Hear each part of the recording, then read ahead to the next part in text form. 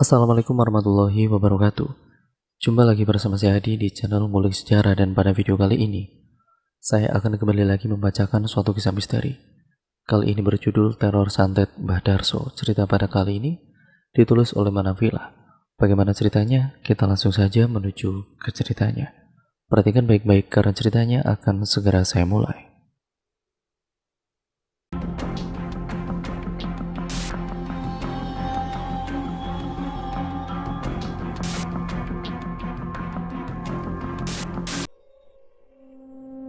Kita sebut saja namanya Nuri. Gadis kecil berusia 10 tahun itu memandang jengah langit yang sudah berubah warna, permegakan oranye kekuningan, pertanda waktu bermainnya telah usai.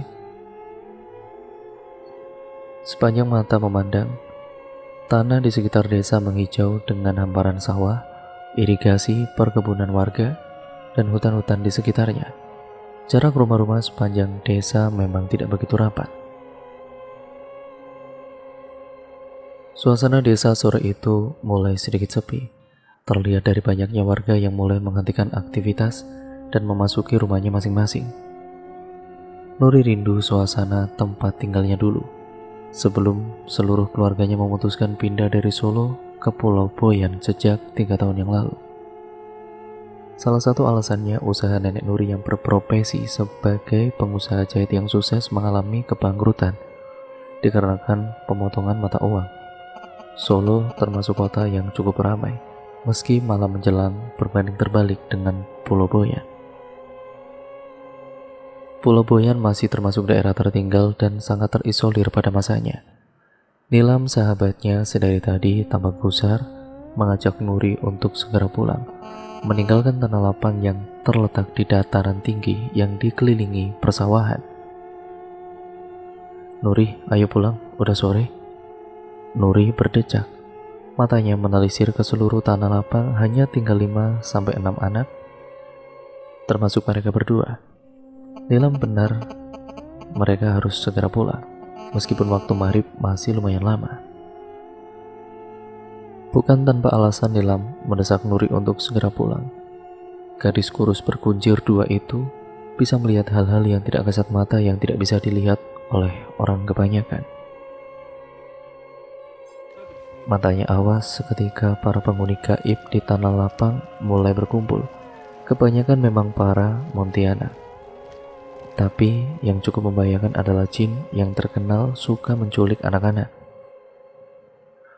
Nilam mulai menyadari hal itu ketika matanya tidak sengaja bersibobrok dengan salah satunya.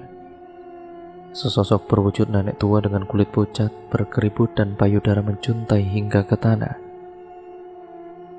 Nenek itu menyeringai di balik rimbunnya pohon bambu sebelah utara tanah lapang.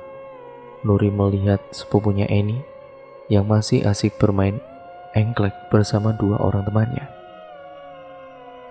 En, pulang yuk, udah sore nih." Eni memandang kedua temannya meminta persetujuan, namun Ani dan Halimah menggeleng bersamaan. "Kamu duluan aja, nanggung nih Nur soalnya."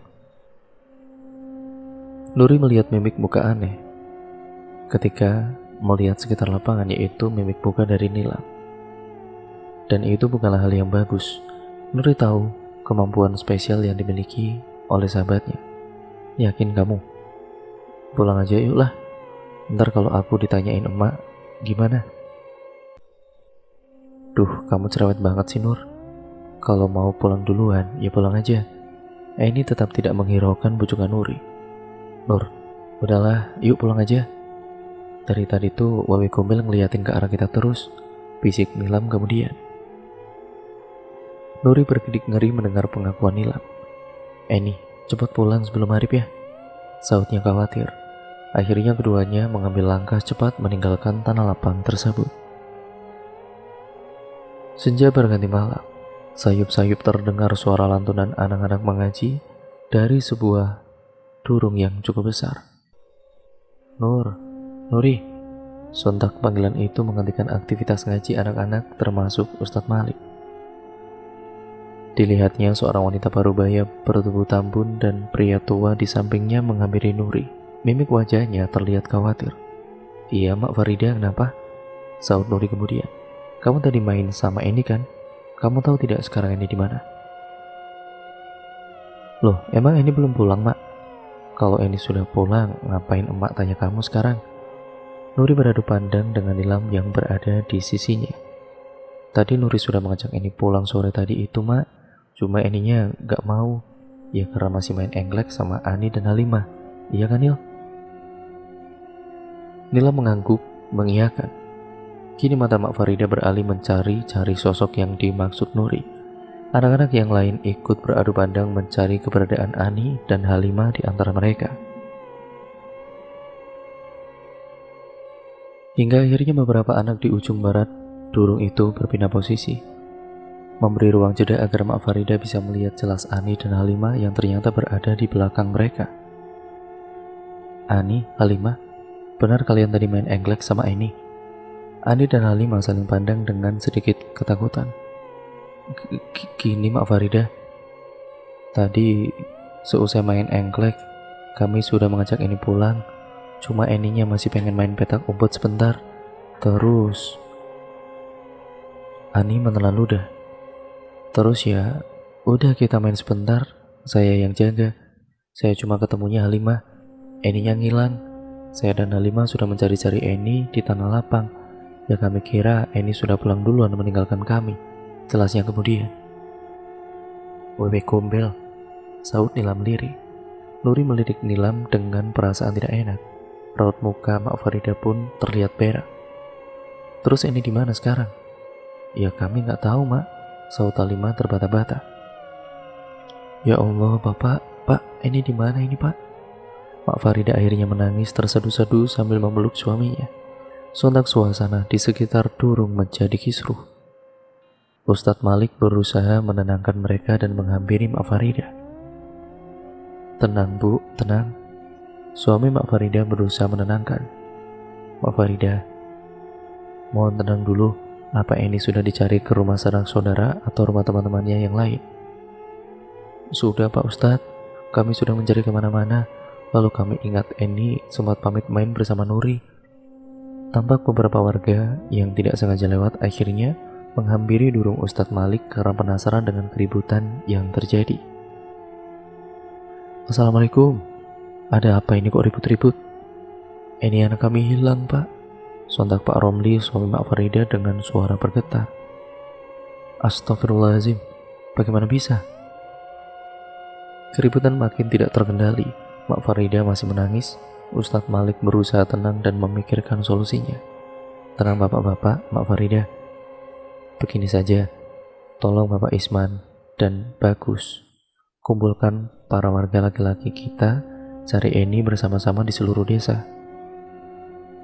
Pria berusia 30 tahun itu tampak berpikir sejenak. Jangan lupa bunyikan kentongan saat mencari Eni. Saya akan menyusul setelah mengantar anak-anak pulang ke rumah masing-masing. Baik Pak Ustadz, sahut Pak Isman. Dan Pak Romli pun, tolong titipkan Mak Farida di rumah kerabatnya. Sedang Pak Romli boleh ikut mencari Eni bersama warga. Pak Romli hanya mengangguk pasrah. Akhirnya beberapa warga desa Tandur Timur akan memulai pencarian Eni malam itu. Seorang Ustadz Malik mengantar pulang anak didik ngajinya dulu satu persatu. Eni dibawa Wewe Gombel Pak Ustadz, sahut Nilam tiba-tiba. Saat itu tinggal mereka berdua, kloter paling akhir yang diantar oleh Ustadz Malik pulang ke rumah. Ustadz Malik tersenyum kecut. Dia tahu Nilam bisa melihat hal-hal gaib, salah satunya berkat kodam yang dimilikinya. Iya, saya tahu. Tadi saya melihatnya di balik pohon bambu di tanah lapang. Makanya Nuri saya ajak cepat untuk pulang. Ya kan Nur? Nuri meringis mendengar perkataan Nilam, karena dia sendiri tidak bisa melihat Wewe Gombel yang dimaksud. Pak Ustadz, kalau ini gak cepat-cepat ditemukan, dia bisa hilang selamanya. Jangan ngomong gitu Nil, sahut Nuri khawatir. Bagaimanapun Eni masih kerabatnya. Insya Allah Eni bakal ditemukan, kita doakan saja. Ustadz Malik, tahu gak, Wewe Gombel itu merupakan salah satu peliharaan Mbah Darso. Ustadz Malik menghentikan langkahnya dan memandang Nilam dengan mimik serius. "Kamu tahu dari mana, Nilam?" "Barusan Eyang Kakungku ngasih tahu Nilam." Eyang Kakung adalah sebutan kodam yang dimiliki oleh Nilam. Menurut Nilam, Eyang Kakung berwujud sosok kakek bertubuh bungkuk, dengan dagu panjang lancip sedada dan memiliki janggut putih yang panjang mencapai tanah. Eyang Kakung ini memang merupakan salah satu kodam yang bertugas secara turun-temurun menjaga keluarga Nilam. "Kamu tahu ini disembunyikan di mana sama wewe gombelnya?" Nilam tampak berpikir sejenak lalu menggeleng. "Eyang Kakung gak ngasih tahu, Ustadz." Nuri memandang Nilam dan Ustadz bergantian. Meskipun penglihatannya terbatas karena cahaya obor yang temaram, tapi Nuri bisa melihat wajah khawatir milik Ustadz Malik. Seusai mengantar Nilam dan Nuri, Ustadz Malik segera menghampiri kerumunan warga yang sudah berkumpul di depan rumah Mak Farida. "Gimana Pak Ustadz? Bisa kita mulai pencariannya?" tanya Pak Rahmat, yang merupakan salah satu orang yang dituakan di desa. Ustadz mengamati beberapa warga yang membawa kentongan dan sebagian lainnya membawa obor. "Ingat ya bapak-bapak, panggil nama Eni dengan suara lantang sambil bunyikan kentongan. Telusuri seluruh desa, jangan lupa selalu berdoa," tegas Ustadz Malik kemudian. "Berarti bener nih, si Eni diculik Mami Gombel," bisik seorang warga. Sudah," tegur yang lain dengan riuh. Suara kentongan pencari si anak hilang memecah keheningan malam. Angin bertiup pelan, hanya saja rasa dinginnya cukup menusuk sendi tulang. Sejumlah 15-20 orang menelusuri jalan-jalan setapak mengelilingi desa. Gelap tentu saja, karena desa bahkan pulau ini belum mendapatkan aliran listrik. Dengan mengandalkan cahaya obor temaram, mereka masih berusaha mencari Eni hingga tengah malam. "Bagaimana ini Pak Ustadz? Belum ada tanda-tanda Eni?" tanya Pak Rahmat yang terlihat kelelahan, bahkan suaranya sedikit serak. "Ya sudah, baiklah, kita istirahat sebentar." Ustadz Malik kembali berpikir sejenak. Bahkan selama pencarian, Ustadz Malik tidak pernah lepas dari wiridnya agar Eni bisa segera ditemukan. Tiba-tiba ia teringat perbincangannya dengan Nilam.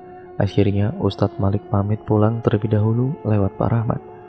Pasalnya mencari Eni yang sedang disembunyikan Wewe Gombel terbilang sulit, karena Wewe Gombel ini memiliki majikan.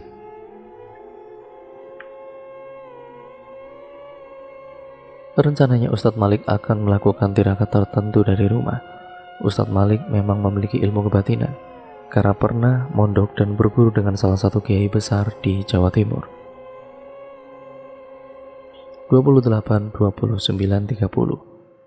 Sayup suara Ani terdengar. Eni berlari mencari tempat persembunyian dan mulai menjauhi tanah lapang. Sejenak mata bulatnya menelusuri sekeliling hingga akhirnya ia memutuskan bersembunyi di sekitar rimbunan pohon bambu. Di dekat rimbunan batang bambu terdapat sebuah batu besar berwarna hitam dan tumbuhan menjalar yang sedikit benar-benar lebat. Awalnya ia ragu, takut-takut ada ular di sana, namun setelah memeriksa area tersebut dan dirasa cukup aman, Eni pun memutuskan tetap bersembunyi di balik batu hitam. Eni yang bersandar di balik batu itu sedikit menahan tawa terdengar suara cembereng Ani yang sedang mencari-cari dirinya dan Halimah. Eni terdiam karena barusan seperti ada yang ikut tertawa lirih di belakangnya. Ia menoleh dan tidak melihat apapun. Tiba-tiba angin semilir bertiup, menghasilkan suara-suara khas bambu yang bergerak-gerak. Mungkin suara bambu yang tertiup angin, batinnya menenangkan. Hihihi. Suara itu terdengar kembali. Kemudian terdengar bunyi batang bambu yang saling bergesekan. Bukan gesekan batang bambu yang membuatnya waspada, tapi suara tawa lirih wanita itu permasalahannya. Tidak bisa dipungkiri, suara itu membuat bulu kuduk Eni pun berdiri. Hingga akhirnya ia memutuskan untuk segera beranjak dan berlari menjauhi tempat itu karena ketakutan. Eni berlari secepat mungkin menuju tanah lapang. Ia tidak peduli lagi kalaupun Ani menangkapnya sekarang. Ah, Ani mulai mengatur napas yang hampir habis. Tangannya memegang dada dengan jantung berdetak cepat, seolah ingin melompat dari tempatnya. Matanya terasa sedikit berkunang-kunang.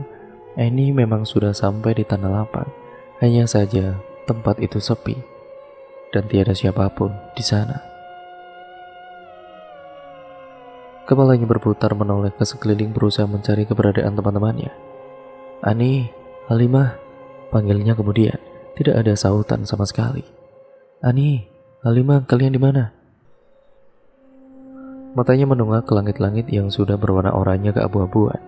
Sial, aku ditinggal pulang ternyata. Kerutunya kesal tidak jauh dari tempatnya Annie menangkap sosok familiar sedang berjalan ke arahnya. Seorang wanita bertubuh tambun dengan selendang tipis berwarna hijau tua yang membungkus rambutnya, melambaikan tangan seolah menegaskan Annie untuk segera datang menghampirinya. Emak, gumamnya lirih. Annie segera berlari menghampiri Mak Farida. Mak, maaf, Annie sudah mau pulang kok ini, jawabnya takut-takut. Mak Farida hanya mengangguk, tanpa sepatah kata pun tangannya langsung menggapai Annie dan menggandengnya untuk pulang. Sesamanya di rumah, Mak Farida menggiring anak perempuannya langsung menuju dapur. Annie sedikit heran dengan perilaku emaknya yang hanya diam sedari tadi. Selain itu, biasanya Mak Farida ini pasti ngomel-ngomel dan akan menyuruhnya untuk segera mandi. Karena seusai sholat maghrib, ia harus pergi ke Durung Ustadz Malik untuk ngaji rutin harian. Mak, ini mau mandi dulu ya mak, kan habis ini harus jamaah maghrib di surau, terus ngaji ke Ustadz Malik. Mak Farida melotot tidak suka padanya, lalu tetap menarik Annie ke meja dapur.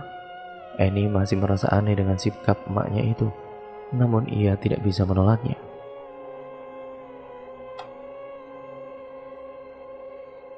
Emak, kok aneh banget ya batinnya? Emak Farida mulai membuka tudung saji di meja makan. Mata Annie membelalak kaget mendapati sajian masakan yang terlihat enak-enak itu. Ada beberapa varian masakan, di antaranya ikan bakar kakap, ikan kuah kuning, kepiting kuah santan, rendang, dan opor nangka. Annie kemudian meneguk ludah bukan main dan tiba-tiba saja perutnya berbunyi karena lapar. Ini ada acara apa mak? Kok tiba-tiba masak enak-enak begini? Tetap tidak ada sautan sedikit pun yang keluar dari mulut emaknya. Karena sudah kepalang lapar, Annie tidak begitu memperdulikan sikap aneh Mak Farida lagi. Ia pun segera duduk mengambil piring anyaman bambu beralaskan daun pisang dan kemudian menyendok beberapa centong nasi hangat di atasnya.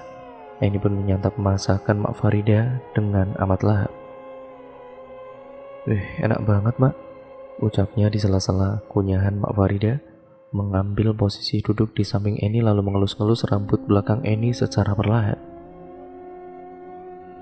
Ujung sudut bibir keringnya mulai tertarik, menampilkan senyum tipis yang sedikit lebar, mulai lebar lalu semakin lebar, memandang Annie senang dengan raut mengerikan. Annie memasukkan sesuatu berwarna hitam dan bertekstur lembek ke dalam mulutnya secara terus-menerus. Ia memakannya secara lahap, tidak sadar bahwa apa yang masuk ke dalam kerongkongannya adalah sebuah kotoran. Seorang nenek berkulit keriput terkekeh pelat, rambutnya yang kusut dan kasar menutupi sebagian wajahnya. Tampak payudaranya yang panjang dan kendor dengan otot-otot hitam yang mengerikan, mencuntai berusaha menutupi tubuh Annie sepenuhnya. Sudah 3 hari 2 malam Annie masih belum ditemukan. Mak Farida makin kalut. Kedua anak-anaknya yang lain berusaha menenangkan. Ustadz Malik masih melakukan tirakat dari tengah malam hingga subuh tanpa tidur. Hingga suatu subuh Pak Joko pergi ke kebunnya yang berada di dekat tanah lapang, menyabit rumput untuk pakan hewan-hewan ternaknya. Tiba-tiba matanya menangkap sesuatu yang mencurigakan di balik rimbunan pohon pisang. Awalnya Pak Joko mengira itu bangkai hewan, namun setelah didekati, dan menyingkirkan tumbuhan jalar serta daun-daun yang menutupi. Betapa kagetnya Pak Joko, ternyata sosok itu adalah Eni. Tubuhnya terlihat sangat kotor, matanya terbelalak dengan pandangan kosong. Pak Joko sempat mengira Eni sudah tewas. Namun setelah dicek kondisi tubuh gadis kecil itu sekali lagi, ternyata jantung Eni masih berdetak, napasnya masih ada. Pak Joko langsung mengangkat tubuh Eni dan meminta pertolongan warga pada kala itu. Lagi-lagi kehebohan terjadi di desa setelah 1 bulan tragedi kematian Pak Jarwo yang tidak wajar itu.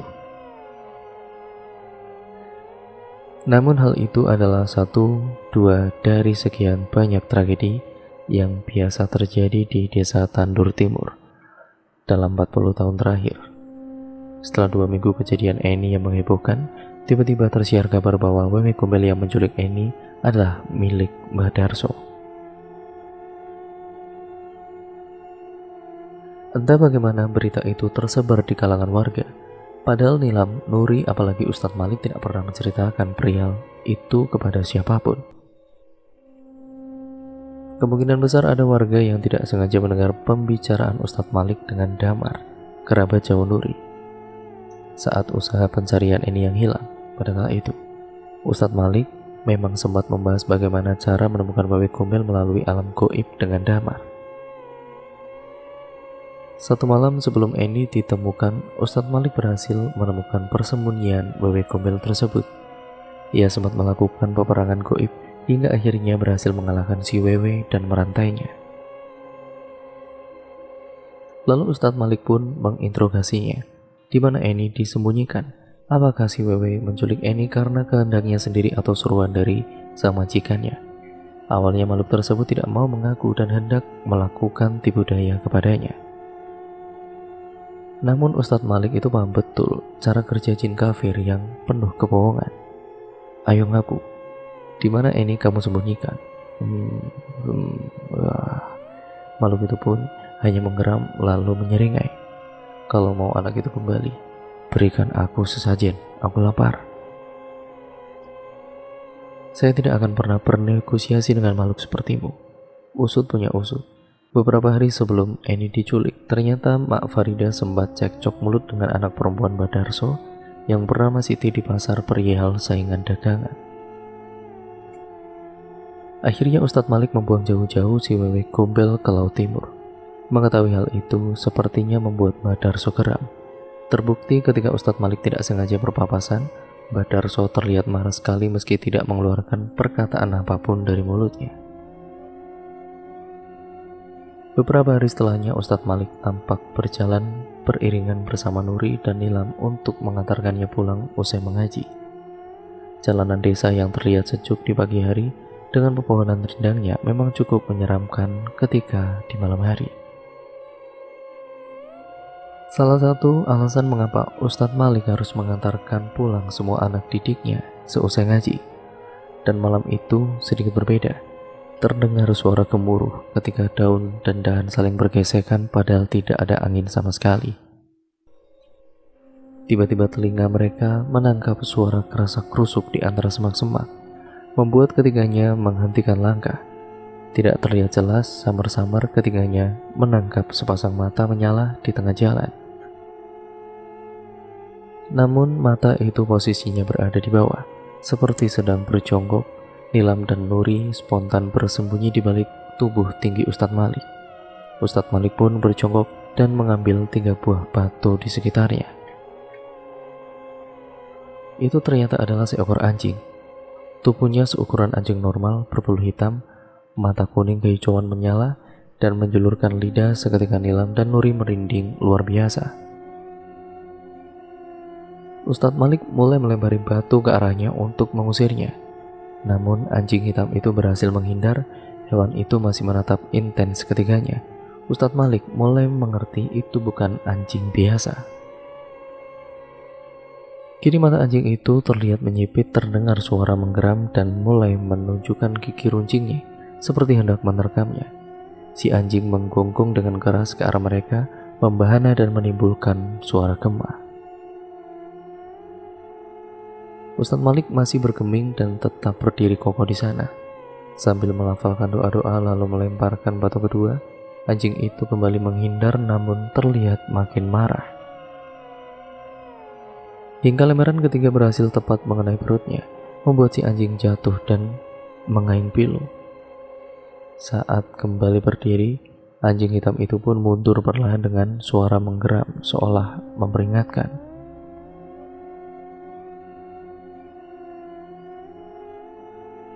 Hingga akhirnya makhluk itu berbalik dan berlari, menghilang meninggalkan mereka bertiga di kegelapan. "Ustadz gak apa-apa?" tanya keduanya khawatir. "Saya tidak apa-apa." Ustadz itu menjawab seperti itu.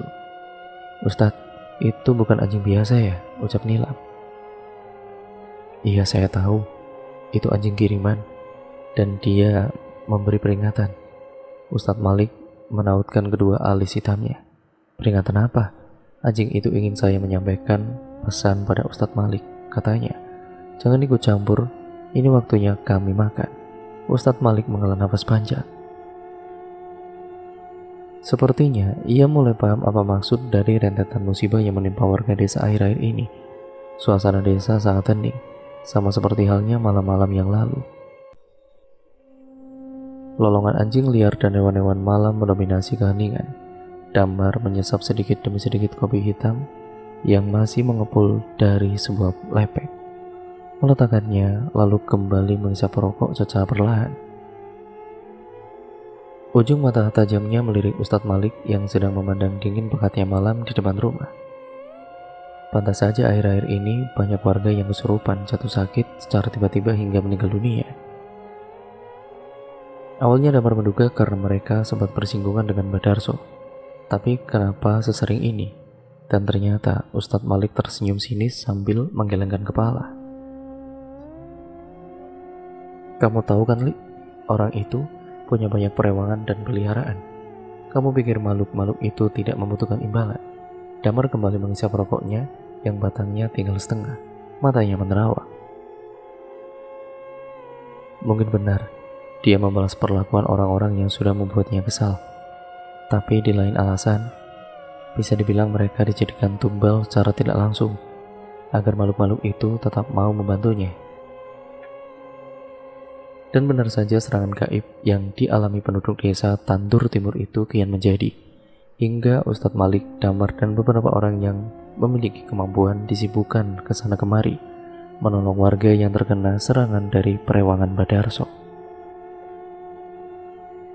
Hal ini membuat Ustadz Malik sering meninggalkan anak istrinya selama beberapa hari, yang tanpa disadari malah membuat keluarganya sendiri berada dalam bahaya.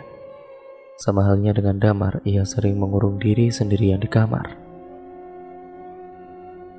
Tanpa makan dan juga minum, kalaupun keluar itu hanya waktu-waktu sholat saja. Sekedar mengambil wudhu, lebih tepatnya Damar melakukan tirakat wirid untuk meminta petunjuk. Hingga malam kembali datang, Damar mendapati sebuah mimpi. Almarhum gurunya mendatanginya. Kala itu Kiai Bustomi yang mengenakan jubah putih meminta Damar untuk mendekatinya. Matanya yang teduh memandang lekat mata sang murid. Kiai Bustomi memang tidak mengatakan apa-apa, tapi mereka saling berbicara melalui isi pikiran masing-masing. Di sana gurunya menyuruh Damar untuk melakukan tirakat di sebuah gunung di Boyan selama 33 hari. Setelah itu, Damar mencium tawadu punggung tangan Kiai. Dari mimpinya itu, Damar bisa bernapas sedikit lega karena menemukan sebuah jalan keluar. Tingkatan ilmu Damar memang terbilang cukup tinggi, hingga mampu mengendalikan sukmanya keluar dari raga sesuka hati. Sukma Damar mulai berjalan ke arah rumah Mbah Darso. Tepat di hadapannya, sudah berdiri ratusan ribu makhluk yang sudah mencegahnya. Sepertinya mereka tahu akan kedatangan Damar. Hampir semua bermata merah, bermacam-macam ukuran maupun bentuknya. Beberapa di antaranya bahkan memegang senjata. Dilihat dari aura dan wujudnya sudah pasti makhluk-makhluk tersebut berasal dari golongan jin kafir.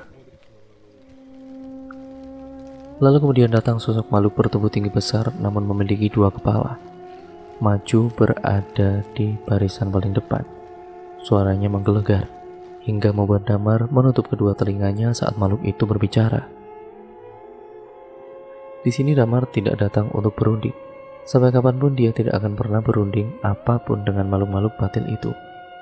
Tanpa gentar Damar kemudian mengemukakan akan mengalahkan dan menghabisi mereka semua jika mereka tidak mau meninggalkan Pulau Boyan. Makhluk berkepala dua itu tertawa dan bersikap jumawa, bahkan mengaku bahwa dia adalah salah satu penyihir terkuat dari bangsanya.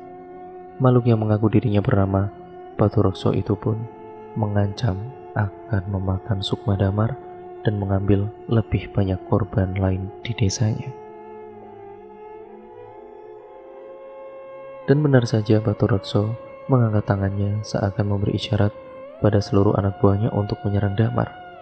Damar dan Godamnya pun mengambil posisi kuda-kuda bersiap-siap menghalau semua serangannya. Di saat yang sama tiba-tiba sebuah angin berhembus kencang. Tepat di belakang Damar juga ada ribuan pasukan yang siap menyerang, di mana pasukan astral itu memang didominasi dalam wujud macan. Tepat di sampingnya, Ki Ageng Simo tampak menunggangi seekor macan putih 3 kali ukuran macan biasa, memberi isyarat untuk membalas serangan. Peperangan besar gaib itu pun tidak dapat dihindarkan. Waktu seolah berjalan seharian, namun tidak dengan waktu di dunia nyata. Singkatnya, peperangan itu dimenangkan mutlak oleh pasukan Ki Ageng Simo. Batu Raksa pun tidak berkutik saat Ki Ageng Simo berhasil memutus kedua tangannya. Di sini untuk pertama kali, Damar menyaksikan medan perang paling berdarah dalam hidupnya. Amis darah di mana-mana, genangan berwarna merah kehitaman membentuk banyak kubangan. Ki Ageng Simo menghampiri Damar yang terlihat pucat menyaksikan kengerian tersebut. Pergilah, selesaikan apa yang memang menjadi urusanmu. Lalu Ki Ageng Simo memberikan sebuah batu hitam pada Damar. Konon katanya batu itu akan bisa mencabut ilmu dan kekebalan sang dukun. Sukma Damar akhirnya kembali ke tubuhnya. Damar memberi sebuah isyarat pada kedua temannya untuk melanjutkan rencana. Ketiganya pun menghadap-hadap ke rumah Mbah Darso dan berhasil menculiknya. Tidak butuh waktu lama, ketiga pemuda itu berhasil membawa Mbah Darso ke dalam hutan dan menutupi kepalanya dengan kain hitam. Sesampainya di sana mereka membanting tubuh Mbah Darso ke tanah. Mbah Darso tertawa mengejek saat mengetahui siapa dalam penculikannya. Berani sekali kalian, mau setor nyawa, hah? Mbah Darso meludah. Lalu dengan kekuatannya berhasil melepas ikatannya.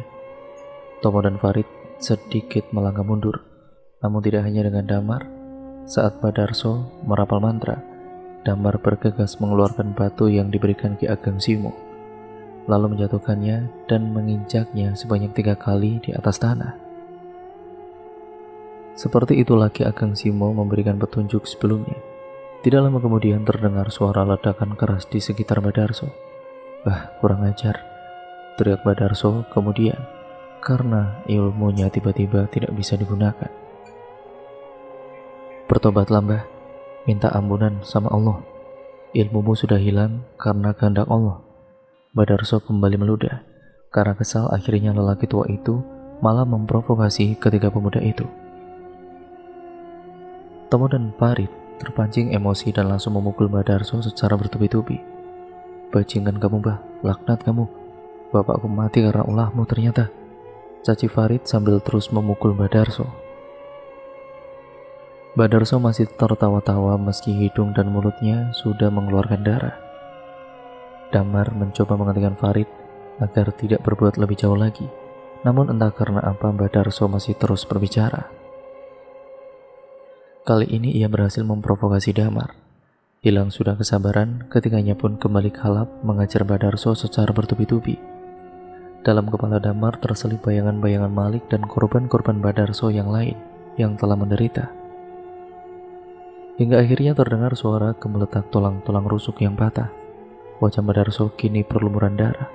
Lelaki tua itu pun akhirnya ambruk ke tanah. Nafasnya tersengal-sengal seolah kematian memang sudah menunggu untuk menjemputnya. Kian lama gerakan dadanya yang naik turun makin melambat, hingga akhirnya tubuh itu terdiam kaku namun masih dengan mata terbelalak. Keesokan harinya warga desa dikejutkan dengan penemuan sesosok mayat di pinggir hutan. Mayat itu ditemukan dalam kondisi mengenaskan. Seluruh tubuhnya lebam dengan warna kulit biru keunguan. Wajahnya hampir tidak berbentuk dan berwarna sedikit hitam kecoklatan, karena darah yang mengering bercampur dengan tanah. Sosok itu tidak sengaja ditemukan oleh salah satu warga yang sedang mencari kayu bakar di sekitar hutan. Tampak sekumpulan warga mengerumuni sesuatu yang ditutup dengan kain putih. Di dekatnya, beberapa orang terlihat menangisi si mayat. Ya, mayat itu adalah Madarso.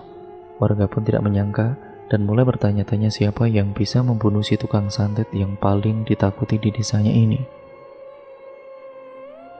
Nilam dan Nuri hanya bisa memandang dari kejauhan. Sudah kuduga itu Madarso, gumam Nilam. Semalam ia bermimpi menyaksikan semua kejadian itu. Dimulai dari peperangan goib, penculikan, bahkan detik-detik kematian Madarso yang cukup mengenaskan. Tidak hanya Madarso, sebelumnya Nilam pun sering mendapat mimpi kematian dari beberapa korban santet Madarso ini.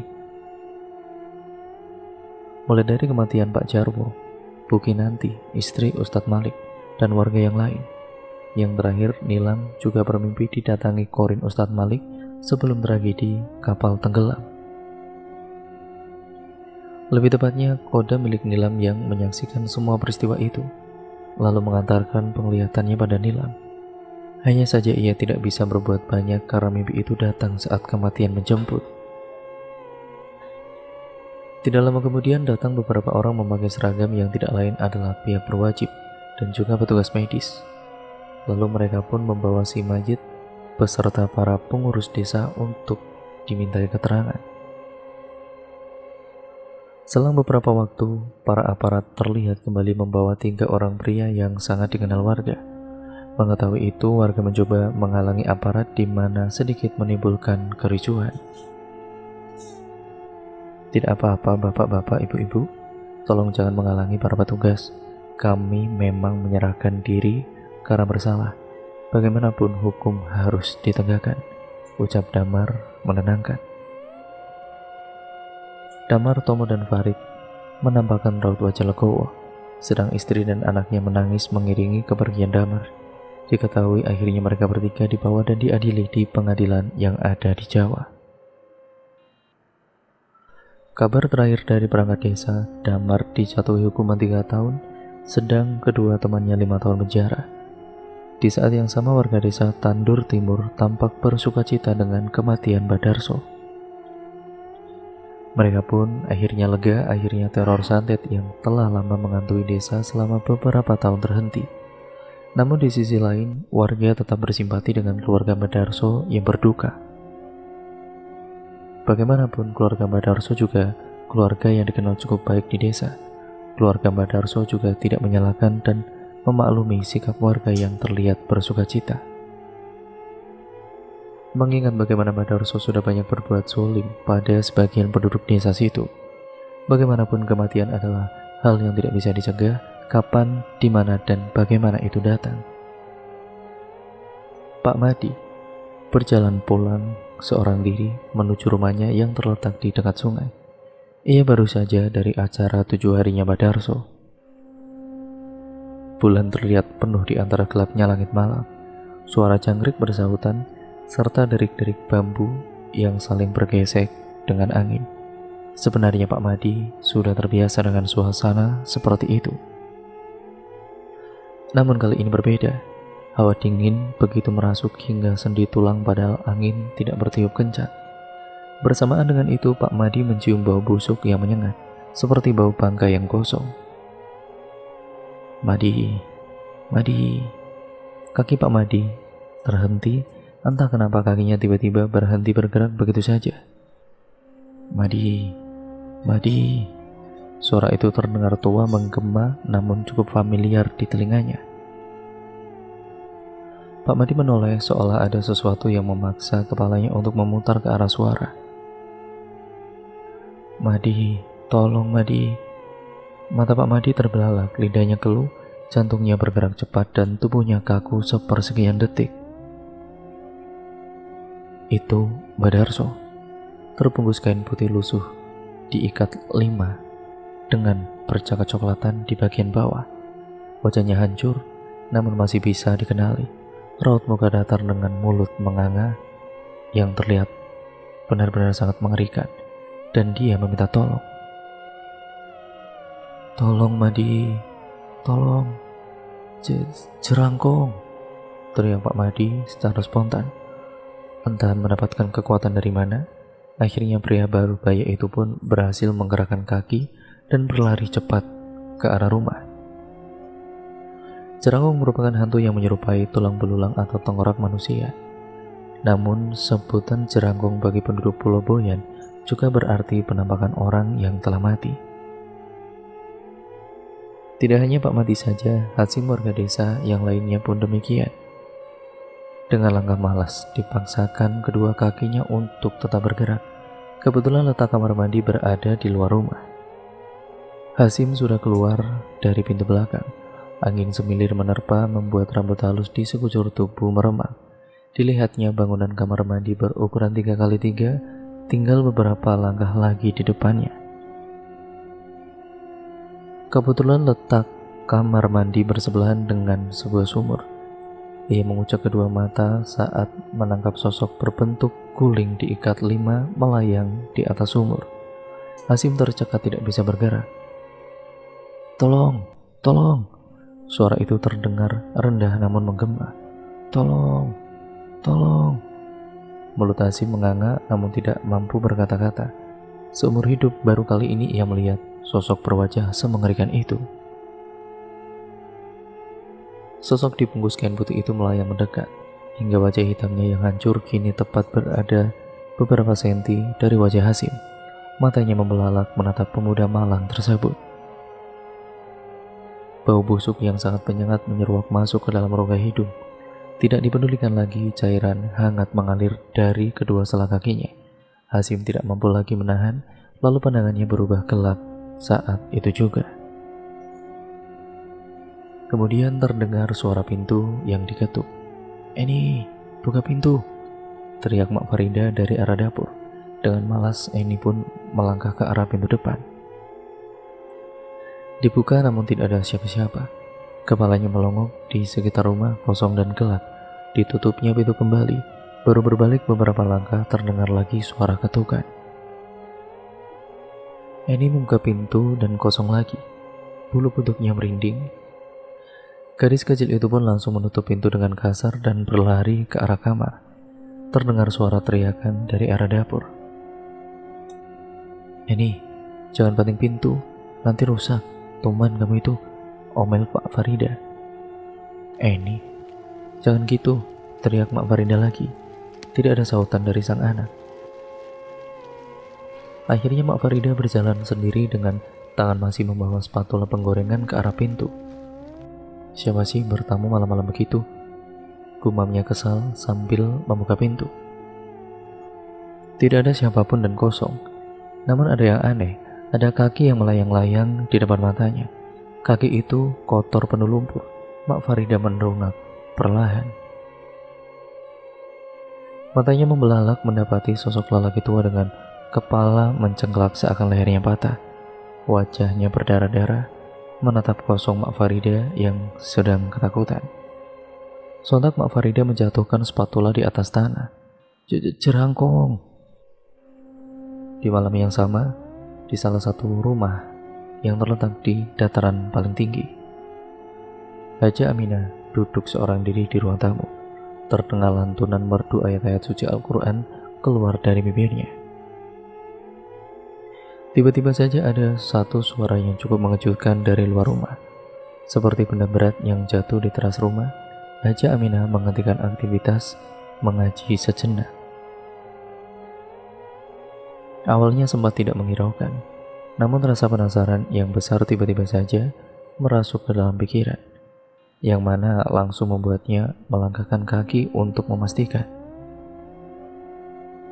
Kemudian, ceklek, pintu terbuka. Pelan-pelan beliau mengecek kondisi di luar sana. Namun, tidak ada apapun atau siapapun. Ci, Ci, panggil seseorang dengan suara berat. Haja Aminah menoleh. Astagfirullahaladzim. Ci, tolong Ci, rintihnya. Pocong Badarso tampak berdiri melayang-layang di samping kanannya dengan wajah hancur. Dan brak, Haja Aminah masuk dan menutup pintu serampangan. Hafizah, Ifah, Nuri, panggilnya pada anak dan cucunya. Haja Aminah menyuruh mereka berkumpul dan menceritakan apa yang dilihatnya. Dan malam itu, mereka semua memutuskan berkumpul tidur dalam satu kamar. Desas-desus kabar penambahan jerangkong Mbah Darso tersebar dengan cepat. Kesaksian datang dari berbagai pihak. Hampir sebagian besar warga desa mengaku pernah melihatnya. Ada yang melihatnya dalam bentuk pocong. Ada juga yang melihat Mbah Darso dengan tubuh berdarah-darah, sama seperti mayatnya ditemukan. Hal ini menimbulkan momok menakutkan tersendiri bagi mereka. Bahkan, beberapa orang menyarankan untuk selalu menyediakan sapu lidi di kamar. Karena menurut kepercayaan setempat, sapu lidi mampu menghalau roh-roh jahat. Selama beberapa hari desa mendadak sunyi. Hampir tidak ada siapapun yang berani keluar di malam hari. Namun Mbah Darso menampakkan diri kepada warga hanya dalam 40 hari. Setelahnya, Mbah Darso ataupun jerangkong Mbah Darso ini tidak pernah terlihat kembali. Tidak lama kemudian, tersiar berita lain yang cukup meresahkan. Menurut kabar yang beredar, sebelum kematiannya, Mbah Darso telah menurunkan semua ilmu hitamnya pada salah satu kerabatnya. Entah itu anak atau saudaranya, tidak ada yang pernah tahu. Jadi mungkin terornya akan masih berlanjut. Namun cerita pun berakhir sampai di sini ya teman-teman. Terima kasih untuk kalian semua yang sudah menyimak video kali ini. Nah, bagaimana untuk kalian semua tentang kisah ini? Kalian bisa tulis komen kalian di kolom komentar ya teman-teman. Terima kasih atas kritik saran kalian selama ini. Terima kasih atas dukungan kalian juga selama ini. Jangan lupa like, comment, dan share, serta subscribe channel ini. Jangan lupa untuk kalian nyalakan juga tombol lonceng notifikasinya, agar kalian tidak ketinggalan video terbaru selanjutnya dari channel ini. Seperti biasanya, baik buruknya yang terkandung dalam cerita kali ini, semoga kalian bisa mengambil hikmah dan pembelajarannya. Semoga yang baik kalian bisa ambil, yang buruk kalian tentu saja buang jauh-jauh. Jadikan itu sebagai pembelajaran untuk kita semua, agar kita menjadi manusia yang jauh lebih baik lagi ke depannya. Sekian dan terima kasih, sampai berjumpa di video terbaru selanjutnya dari channel ini ya teman-teman. Kurang lebihnya mohon maaf. Wassalamualaikum warahmatullahi wabarakatuh.